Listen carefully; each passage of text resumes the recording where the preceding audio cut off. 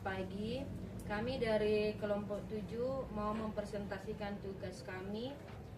Tapi sebelumnya kami memperkenalkan diri. Nama saya Iridawati Siagian. Nama saya Albert Lindamon. Saya Martinus Pendayat. Nama saya Des Monrogi. Nama saya Surya Senandi. Nama saya Lazarus Morin. Nama saya Anus Marian. Nama saya Helena Hubi 95. Saya Rosmina Enambere. Nama saya Alfian Tawena. Baik. Selanjutnya, adapun fungsi manajemen proyek ada 8 poin. Yang pertama, penentuan ruang lingkup. Yang kedua, perencanaan. Yang ketiga, estimasi. Yang keempat, penjadwalan. Yang kelima, pengorganisasian. Yang keenam, pengarahan. Yang ketujuh, pengendalian. Yang kedelapan, penutupan. Untuk selanjutnya, teman-teman lain akan menjelaskan fungsi manajemen proyek. Untuk teman, kami silakan. Yang pertama, scoping atau penentuan ruang lingkup. Tujuan penentuan ruang lingkup menghindari perluasan pekerjaan yang tidak terkendali.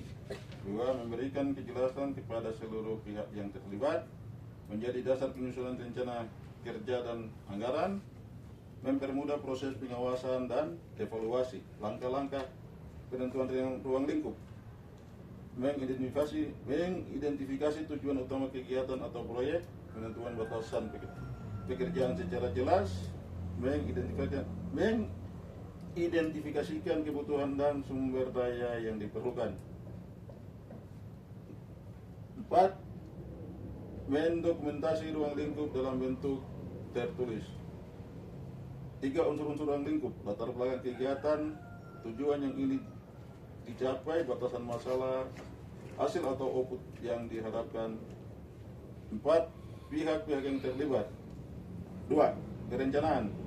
Perencanaan adalah proses penyusunan langkah-langkah sistematis untuk mencapai tujuan yang telah ditetapkan dalam ruang lingkup.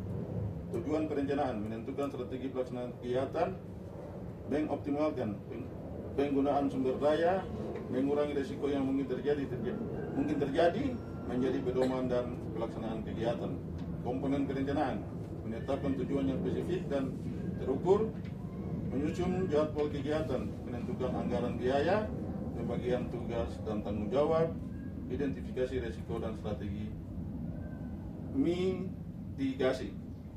Kesimpulan: penentuan ruang lingkup dan perencanaan merupakan dua tahap penting yang saling berkaitan. Ruang lingkup menetapkan batasan dan arah kegiatan, sedangkan perencanaan menyusun langkah-langkah strategis untuk mencapai tujuan tersebut secara efektif dan efisien. Tanpa penentuan ruang lingkup yang jelas dan perencanaan yang matang, suatu kegiatan berisiko mengalami hambatan, pemborosan sumber daya, atau kegagalan mencapai tujuan. 3. Estimasi.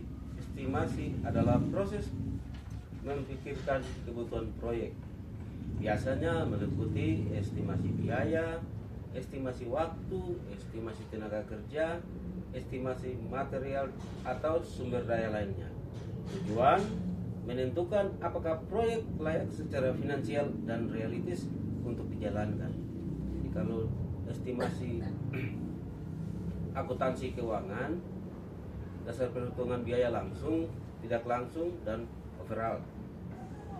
Engineering ekonomi digunakan untuk analisis kekayaan dan estimasi investasi. Kalau kita di pemerintahan, biasa kita gunakan estimasi perhitungan anggaran. Di dalam situ kita gunakan SSA, standar satuan harga, untuk rincian anggaran tahun berikutnya. Kalau di statistik, biasa kita menghitung inflasi daerah dan indeks harga barang. Lanjut. Penjadwalan adalah proses menyusun urutan kegiatan proyek berdasarkan waktu. Mencakup 1.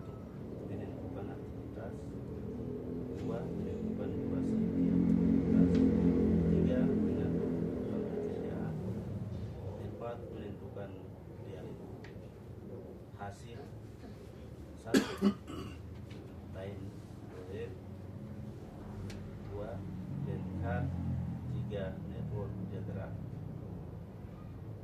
Nomor 5, organizing atau pengorganisasian.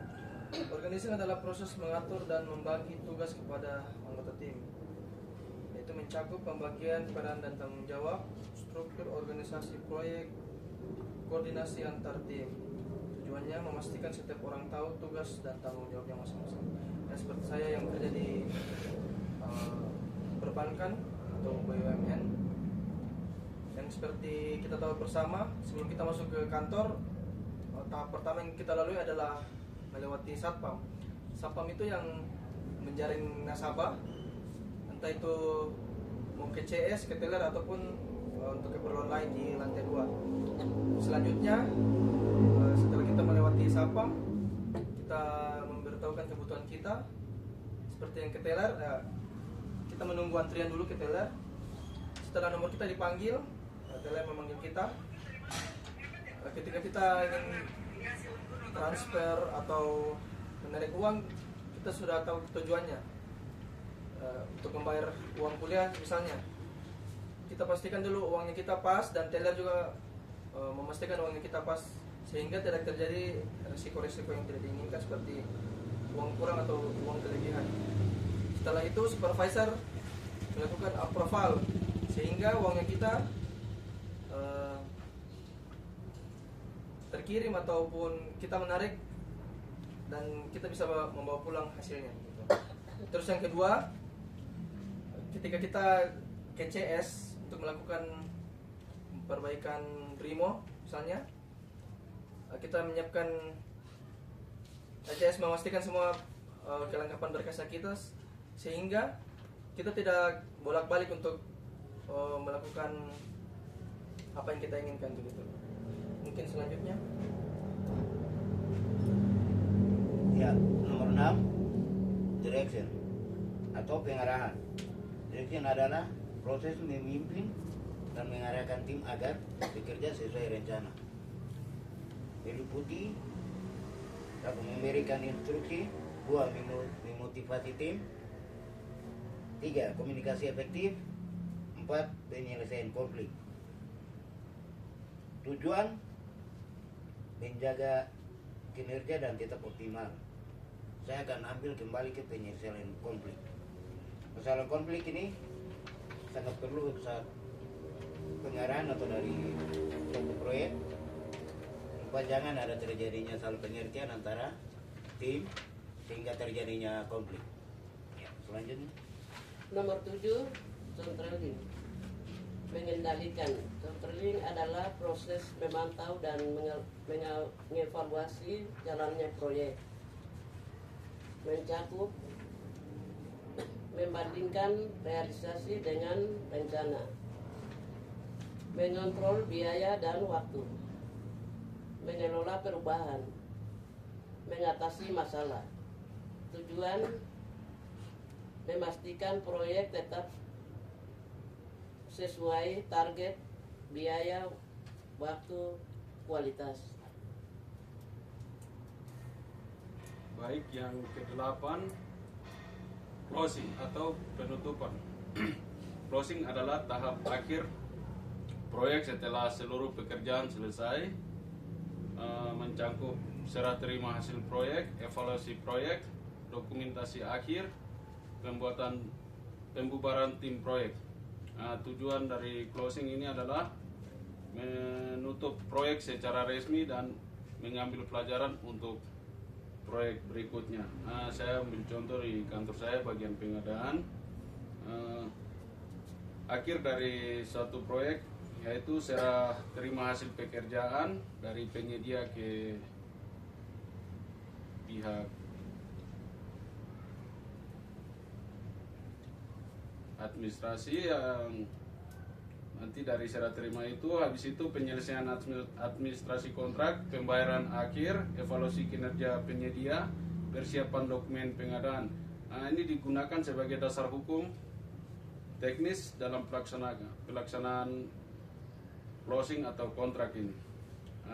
Pedoman pengelolaan kontrak pengadaan yang menjelaskan bahwa closing bertujuan untuk memastikan pekerjaan telah selesai, menyelesaikan kewajiban finansial, menghindari sengketa hukum, mendokumentasikan hasil kontrak sebagai arsip negara. Demikian kami kembalikan ke. Untuk kesimpulan singkatnya, fungsi manajemen proyek secara keseluruhannya bertujuan untuk memastikan proyek berjalan, terencana, terkontrol, dan selesai sesuai tujuan dalam batas waktu, biaya, dan kualitas yang telah ditentukan. Terima kasih. Demikianlah kami telah selesai mempresentasikan tugas kami, fungsi manajemen proyek. Akhir kata kami ucapkan terima kasih. Wah, wah, wah, wah.